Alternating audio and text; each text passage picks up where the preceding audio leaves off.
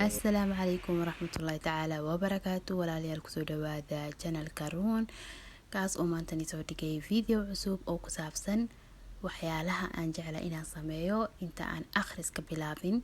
badanaa markaan wax badan inaan rabo inaan akhriyo 5 saac meelahaas oo kale ama 2 saac ama 3 saac oo kale, waxyaalaha aan jecla in aan sameeyo ka hor inta akhriska bilaabin ayaa maanta tusinayaa. mar walbana ku dadaala inaa biyaha cabtiin.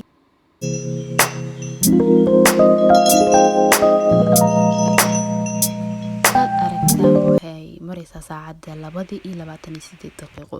waxa aan sameynayna wuxuu iga qaadan doonaa insha Allah 1 saac. damac ko waxaan sameynayaa in aan u kala qaybiyo saacadaas. marka waraaqadaas ayaan ku qoranayaa. waxa ku hor bilaabayaa marka kafeega ayaan jeclahay marka rabo inaan wax akhriyo inaan cabo. soo marka kafeega waxaan ka sameynayaa kafeega caadiga nus kafeega malab iyo caano. tan markaas biyo kulul ku shubayaa. waxaan jeclahay marka inaan qabo markaan kuleel ku kariyo adan inaan qaboojiyo. soo markaas dhaladaas arkaysiin ayaan ku shubayaa. markaan ku shubo ayaan waxaan gelinayaa talaagada. waxaan jeclahay markuu kafeega aad u qabow yahay soo igu qabow ayaan talaagada gelinayaa. hadhow waan isticmaalayaa insha Allah marka aan wax akhrinayo.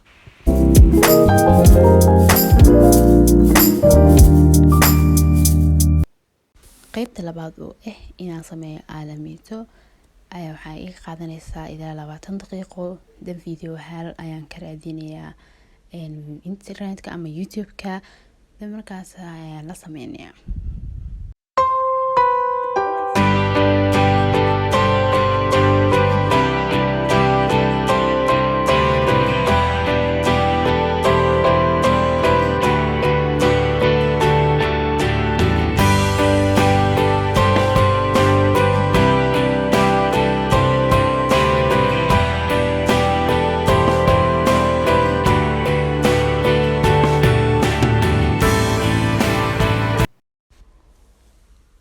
daqiiq kamid ayaa qaybta saddexaad oo ayaa waxaan akhrinayaa buugaas ilaa intay 10 daqiiqo iga noqoto.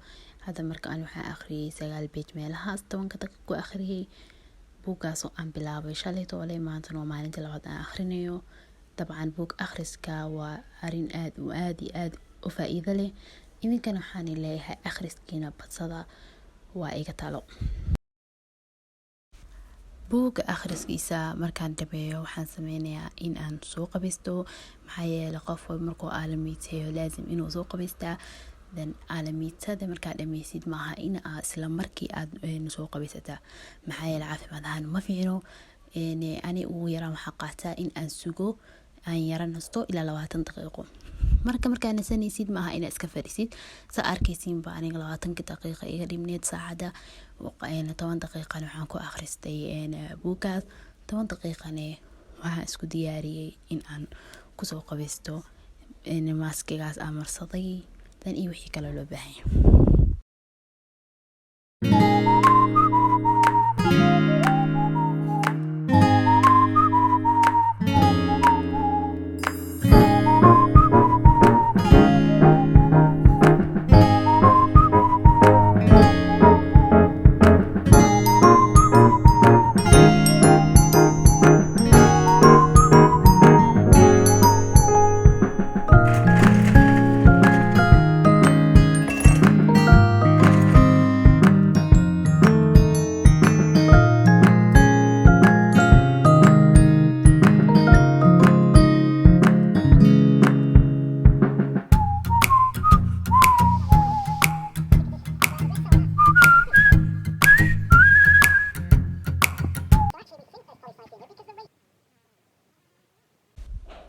saacadii sidii ku dhamaatay.